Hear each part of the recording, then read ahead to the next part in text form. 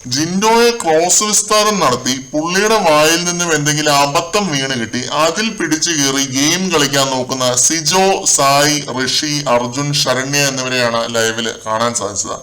അല്ല, ഈ സിജോയ്ക്ക് physical task ഇത്രയ്ക്ക് പേടിയാണെങ്കിൽ പിന്നെ എന്തിനാണ് ഈ പേടിച്ചതൂറ് വീണ്ടും അതിനകത്തേക്ക് കയറിയത്? അല്ല, അറിയാൻ മേലാഞ്ഞിട്ട് ഞാൻ ചോദിക്കുവാണ്, ഇവന് ഫിസിക്കൽ ടാസ്ക് ഭയങ്കര പേടിയാണ്. ഇടി കിട്ടുമോന്ന് പേടിയാണ്. ലാലേട്ടനോട് പറയുന്നൊക്കെയാണ് പറയുന്നത്. ടാസ്ക് കളിക്കാതിരിക്കും എന്നിട്ട് പറയുന്നൊക്കെയാണ് പറയുന്നത്. പിന്നെ എന്തിനാണ് ഈ പേടിച്ചൂറിനെയൊക്കെ വീണ്ടും കയറ്റി വിട്ടത്? ഫിസിക്കലും മെന്റലും എല്ലാം ഉണ്ട് ബിഗ് ബോസിന്റെ അകത്ത്. അതെല്ലാം തരണം ചെയ്ത് സർവൈവ് ചെയ്യുന്നതാണ് ഈ ഒരു ഷോയും ഈ ഒരു ഫോർമാറ്റും. അതാദ്യം സിജോ മനസ്സിലാക്കണം. പിന്നെ ഒരു കാര്യവുമില്ലാതെ ഓരോന്ന് പറഞ്ഞ് ജിൻഡോയെ കൺഫ്യൂസ് ചെയ്യിപ്പിക്കുകയാണ് ഇത്രയും പേര് വട്ടം കൂടി നിന്നത്. അപ്പോ ജിൻഡോ പറയുന്നുണ്ട്, എനിക്കാണടാ ഇപ്പോ നിങ്ങളെ പേടി, അർജുനും അഭിഷേകും ഇപ്പൊ ഗബ്രിയും എല്ലാം കൂടെ എന്നെ 2 ദിവസമായിട്ട് എടുത്തിട്ട് ഇടിക്കുവാണ്, ബോഡി മൊത്തം പഞ്ചറാണ് എന്ന് ജിൻഡോ പറയുന്നു. ഈ സമയത്ത് ഗബ്രി പറയുന്നു, ഡോക്ടർ അങ്ങനെ അല്ലല്ലോ പറഞ്ഞത്, 10 ഗെയിം വേണേലും കളിച്ചു എന്ന് ഡോക്ടർ പറഞ്ഞു, ഇയാൾ ഓപ്പൺ ആയിട്ട് ഇവിടെ പറഞ്ഞതാണ് എന്ന് പറയുന്നു. അപ്പൊ ജിൻഡോ ഉടനെ ഞാനത് തമാശക്ക് പറഞ്ഞതാണ് എന്ന രീതിയിൽ പറയുന്നു. ഋഷിയൊക്കെ വെറുതെ കിടന്ന് തിളയ്ക്കുന്ന സാമ്പാറാണ് കേട്ടോ. ഒരാളെ ഇറുക്കിക്കൊല്ലാനല്ല ബിഗ് ബോസ് പറഞ്ഞത്, ഒട്ടിച്ചിട്ട് ഓടാനാണ് പറഞ്ഞത് എന്നൊക്കെ പറഞ്ഞിട്ട് വെറുതെ കടന്ന് തിളക്കിയാണ് നമ്മുടെ ഋഷി. ഈ ഒരു ടാസ്ക് ജയിച്ചിട്ട് ആ ഒരു തിളക്കിൽ ഇതുവരെ തീർന്നിട്ടില്ല.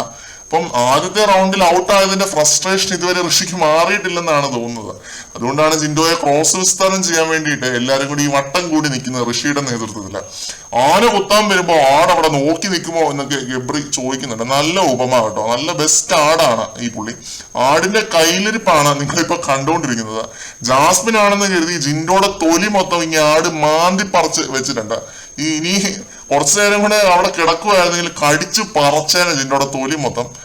പക്ഷെ നാക്കിന് 100 കിലോമീറ്റർ നീളമുള്ളതുകൊണ്ട് എല്ലാ തെറ്റും ജിൻഡോയുടെ മണ്ടയ്ക്ക് വെക്കാമെന്നാണ് ഗബ്രിയുടെ വിചാരം.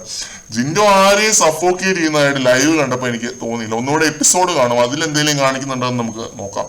കുറച്ചുകൂടെ ആംഗിൾസ് കറക്റ്റ് ആയിട്ട് കാണിക്കും. പിന്നെ കോയിൻ ഒട്ടിക്കുന്നതിന്റെ ഭാഗമായിട്ട് ലോക്ക് ഇട്ടു ജിൻഡോ എല്ലാവരെയും. അപ്പൊ അതിനെ ഇങ്ങനെ മാനിപ്പുലേറ്റ് ചെയ്ത് കരയുന്നത് ശരിയായിട്ടുള്ള ഒരു കാര്യമൊന്നുമല്ല. ഒരു ഫിസിക്കൽ ടാസ്കിനെ ആ ഒരു ഗെയിം സ്പിരിറ്റിൽ എടുക്കണം. ഫിസിക്കൽ ടാസ്ക് ഉണ്ടെന്ന് അറിഞ്ഞിട്ട് തന്നെയാണല്ലോ ഇവരെല്ലാം കൂടി ഇതിനകത്തോട്ട് കയറിയത്. അപ്പൊ അവിടെ വിക്ടിം കാർഡ് ഇറക്കിയാലൊന്നും പ്രേക്ഷകരുടെ പിന്തുണയൊന്നും എപ്പോഴും കിട്ടിയെന്ന് വരത്തില്ല. നല്ല വെറുപ്പിക്കലാണ് ഈ വിക്ടിം കാർഡ് പരിപാടി, പ്രത്യേകിച്ച് ഈ സീസണില്. ഒരു കാര്യമില്ല, പിച്ചിഞ്ഞുള്ളി എന്നും പറഞ്ഞുകൊണ്ട് വിക്ടിം കാർഡ് ഇറക്കുന്ന ആളുകളാണ് അതിൻ്റെ അകത്ത് ഉള്ളത്. അപ്പൊ അവിടെ ഇങ്ങനെ ഒരു ഇതിന് ക്രോസ് വിസ്താരത്തിനൊന്നും ഒരു പ്രസക്തിയും ഇല്ല. ഇത് ഒരു ഗെയിം സ്പിരിറ്റിൽ എടുക്കുക എന്നുള്ളതല്ലാതെ വേറെ ഒന്നും ചെയ്യാനില്ല. അതിനെ ഇങ്ങനെ കരയുവാണ് ഇരുന്നങ്ങോട്ട്, ഇരുന്നങ്ങ് മോങ്ങുവാണ് അങ്ങോട്ട്. അയ്യോ, കൂടുതൽ ലൈവ് അപ്ഡേറ്റുകളുമായിട്ട് വീണ്ടും കാണാം.